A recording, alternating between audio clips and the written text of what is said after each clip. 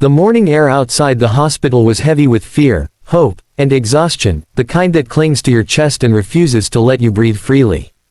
Ambulances came and went, doctors rushed past without noticing the world outside their walls, and on a cold concrete bench near the entrance, a single mother sat holding her young daughter tightly, as if letting go for even a second might cause everything she had left to disappear. She had been there since dawn, eyes swollen from sleepless nights, clothes worn thin by poverty and worry, waiting for a miracle she could no longer afford. Some days don't begin with hope, they begin with survival, and this was one of those days. Before the story pulls you deeper into this moment, take a second to pause. If you believe in kindness, second chances, and the quiet power of humanity, please like this video, share it with someone who needs hope today, subscribe to the channel for more meaningful stories, and tell us in the comments where you're watching from. Your support helps these stories reach hearts that truly need them. The woman's name was Emily Carter, and her daughter, barely 7 years old, was Lily. Emily had once dreamed of a simple, happy life, a small home, steady work, laughter at the dinner table, but dreams don't always survive reality. After her husband died in an accident years ago, Emily was left to raise Lily alone, working multiple low-paying jobs, skipping meals so her child could eat, and learning how to smile even when her heart felt permanently broken. When Lily suddenly fell ill, everything Emily had carefully balanced collapsed at once. Hospital bills grew faster than her savings, and insurance had long been a luxury she could never afford. Now, she sat outside the hospital not because she wanted to, but because she had no other choice. She had been told to wait, told someone would speak to her, told to have patience, words that feel empty when your child's life hangs in the balance. Inside the hospital that same morning, a man named Daniel Harrington was finishing a high-level meeting. Daniel was the CEO of one of the largest healthcare technology companies in the country, a man used to commanding rooms, making million-dollar decisions before lunch, and moving through life surrounded by assistants, schedules, and security.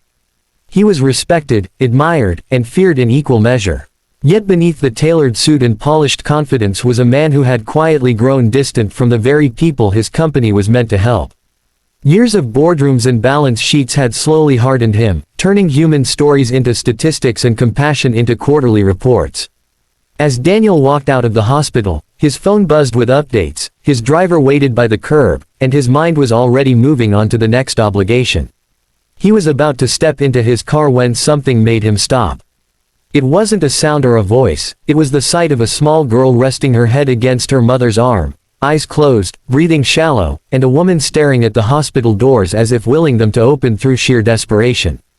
Daniel had passed scenes like this before, countless times, without slowing down. But this time, something felt different. Maybe it was the way Emily's hands trembled as she adjusted Lily's jacket, or the way she tried to look strong while clearly falling apart inside. For reasons he couldn't immediately explain, Daniel didn't walk away. He didn't check his phone. He didn't get into the car. Instead, he did something no one expected, he sat down on the bench beside them. Emily noticed him only after a few moments, startled by the presence of someone who clearly didn't belong to her world. She said nothing, too tired and overwhelmed to ask questions. Daniel said nothing either. He simply sat there, feeling the cold of the bench, the weight of the moment, and a strange discomfort he hadn't felt in years. For the first time in a long while, he wasn't in control. He wasn't the CEO. He was just a man witnessing pain up close, without filters or reports to soften the impact. Minutes passed, then longer stretches of silence. Lily shifted slightly, her small face pale and drawn, and Emily brushed her hair gently, whispering prayers she barely believed would be answered.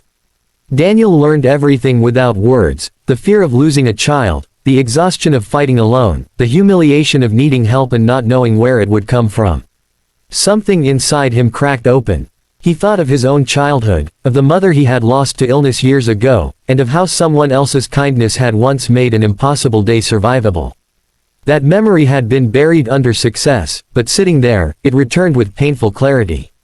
Eventually, a nurse stepped outside and called Emily's name. The moment was brief, but the tension in Emily's body spoke volumes. She stood up quickly, clutching Lily, ready to hear news that could shatter what little strength she had left. Daniel watched her walk toward the doors, feeling an unfamiliar urgency rise in his chest. He realized that walking away now would mean returning to a life where moments like this were easy to ignore.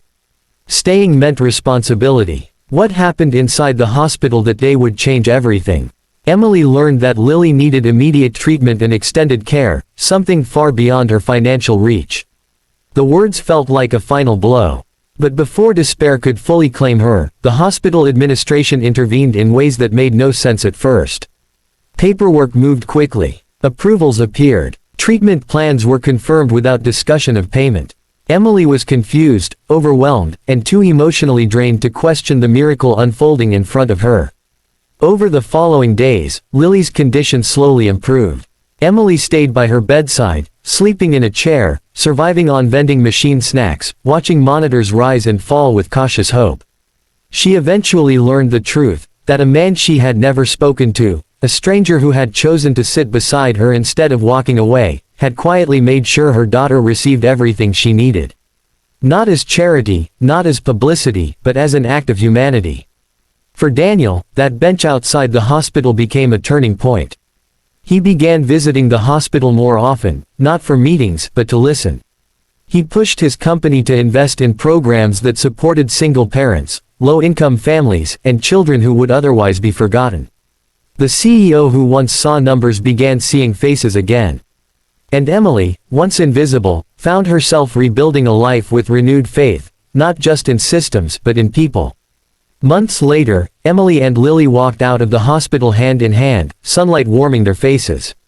They didn't look back at the building with fear anymore.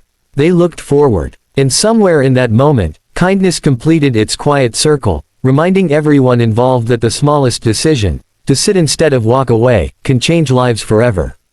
If this story touched your heart even a little, please take a moment to like this video, share it with someone who needs hope, and subscribe to the channel so more stories like this can reach the world.